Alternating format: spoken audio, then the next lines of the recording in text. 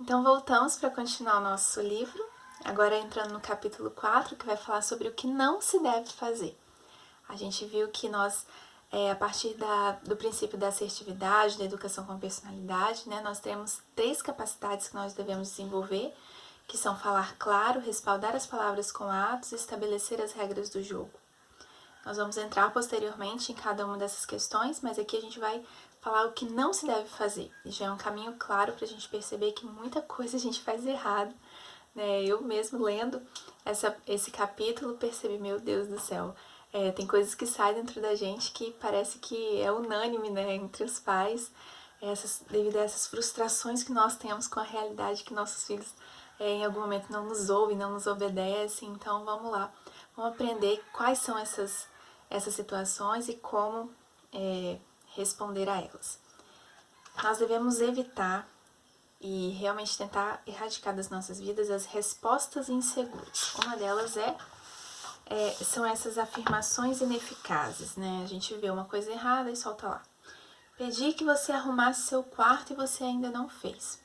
A criança continua a não atender ao pedido da mãe, que diante dessa atitude suspira frustrada. Você nem me dá bola. Então, 2 afirmações que são ineficazes.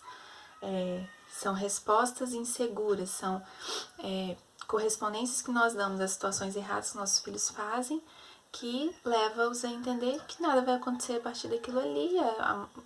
Eu sei que eu estou errado, não vou mudar, porque as crianças sabem, né, muitas e muitas situações que elas estão erradas, que elas estão fazendo não está certo, mas aquilo deixa uma lacuna, né? O pedido da mãe para que o filho arrume o quarto, seguido unicamente pela queixa de que ele não lhe faz caso, dilui a instrução e tira-lhe força, permitindo que o filho simplesmente a ignore. É a indefinição da reação materna que torna completamente ineficaz a sua insegura comprovação da desobediência filial. Uma outra resposta insegura que normalmente se segue a essa outra ocasião que nós acabamos de dizer, são as perguntas, né? Por exemplo, por que você se comporta mal comigo? Por que você não presta atenção ao que lhe digo? Esse tipo de pergunta em tom de reclamação não funciona, porque raramente o filho pode responder ou explicar o motivo do seu comportamento impróprio ou a razão pela qual não faz caso dos pais, mesmo que tenha plena consciência de estar agindo de maneira indevida. Muitas crianças limitam-se a encolher os ombros, indicando que não sabem por que se comportam mal ou que não se importam com isso. Outros exemplos, né, nessa questão das perguntas. O filho saindo sem terminar a lição de casa para ir à casa de um amigo.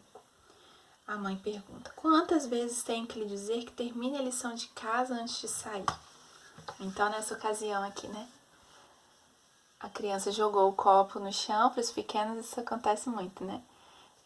2, 3 anos, jogou o copo de água no chão. A experiência física de ver algo sendo derramado, ver ali, né, uma coisa diferente do cotidiano acontecendo. Por que você está sujando o chão? Né? Essa pergunta não tem sentido para as crianças. A pergunta da mãe é insegura porque só transmite o desgosto materno. Isso é muito sério, que o autor deixa claro. Transmitir apenas a nossa insatisfação com a falta de atitude educativa da criança não as educa, porque elas não têm essa compaixão de perceber, nossa, eu vou parar de fazer porque a mamãe tá desgostosa, porque ela não gostou, porque ela ficou triste, né? E querer tirar da criança essa compaixão é algo absurdo, assim, porque eles ainda não desenvolvem isso, eles não têm a maturidade do amor, a maturidade afetiva, essa percepção.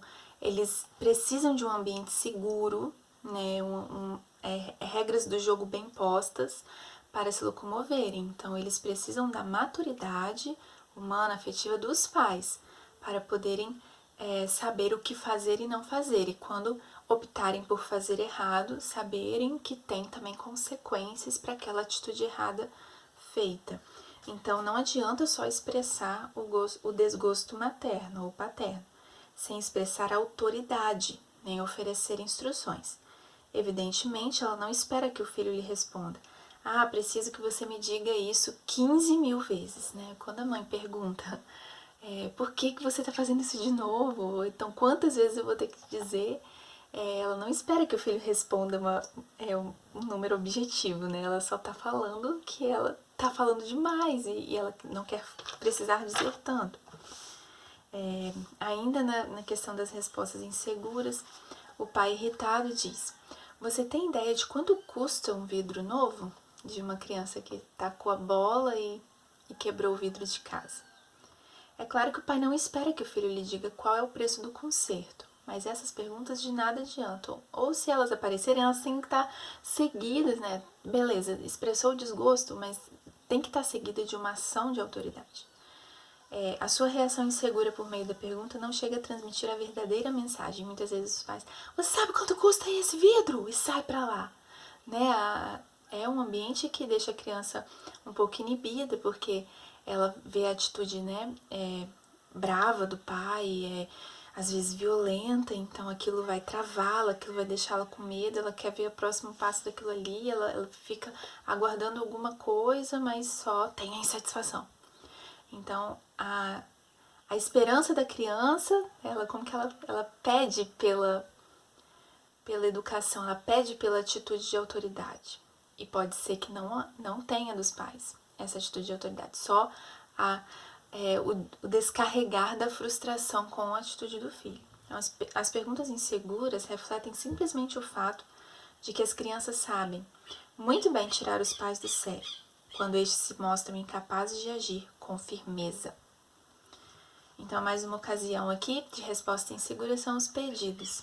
A criança, ela numa situação em que ela se vê diante da figura de autoridade que é o pai e a mãe, e o pai e a mãe tendo que implorar, pedir para uma resposta positiva, né, do próprio filho.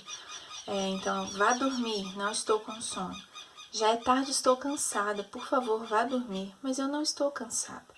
Mas eu estou, por favor, vá para a cama. Então a mãe está implorando em vista do seu próprio cansaço e não tendo como objetivo a necessidade de que esteja na hora do filho dormir, seja a necessidade do momento que ele vá dormir, e não se dispor para isso, não se levantar para isso. Esses pedidos, muitas vezes eu vejo esses pedidos, uma criança de 1 ano, 2 anos, gente, isso não existe, né? Então, quando os pais se dirigem aos filhos por meio de pedidos, estão implorando a sua compaixão. Isso não costuma ser razão suficiente para que as crianças deixem de comportar-se de maneira imprópria, pois não compreendem até onde vai o cansaço de um adulto que é diferente do cansaço deles. Pior ainda, a súplica por compreensão e piedade por parte dos filhos transmite a estes uma imagem de insegurança, fragiliza a figura de autoridade e firmeza dos pais, que induz a desobediência. Então, isso é uma coisa muito clara, nós vemos aos montes diante de nós pais que quase imploram para que os filhos façam o que é necessário, o que é preciso, o que é certo naquele momento. E isso só enfraquece a figura dos pais, porque quanto mais eles fazem dessa forma, mais eles perdem a autoridade diante dos filhos, então mais frequentes são as situações de desobediência.